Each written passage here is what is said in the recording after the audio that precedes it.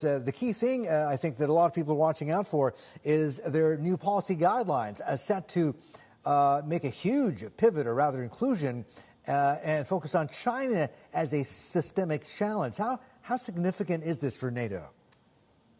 Well, this is particularly significant given everything else that's going on. So the strategic concept that you alluded to, Martin, this is the first time NATO has updated its planning guidelines since 2010, right? Once a decade.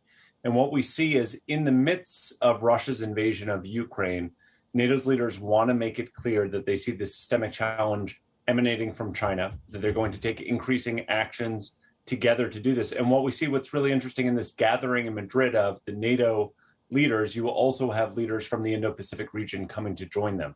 So this is a big signal with more to follow up in terms of policy, in terms of being able to focus on China while they're in the midst of a war with Russia.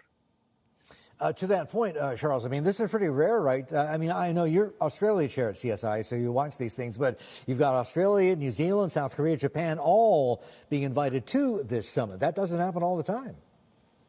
In fact, I believe this is the first time that you have all four of those leaders there at once. And again, this is in the midst of very serious NATO business that's being conducted, right? They're plussing up the numbers of troops that are going to be in Europe. They're debating about the timeline for both receiving Sweden and Finland into NATO. And yet they've made it a priority to focus on what is happening in the Indo-Pacific from the military base, but also on the economic angle about how NATO members might work together to offset some of the issues like economic coercion that we've seen coming out of China. Charles, got to ask you, dotted lines, is this going to lead to? I mean, right now it's defense spending 2% of GDP. Are we looking for a higher number?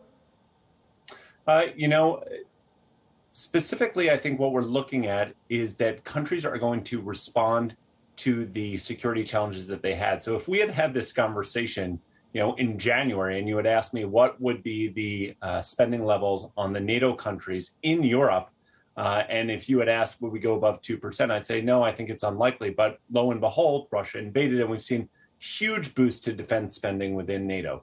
The question is in the Indo-Pacific, we've already seen Australia call 2.0% of their GDP towards defense as a baseline, and they're probably going to go higher than that.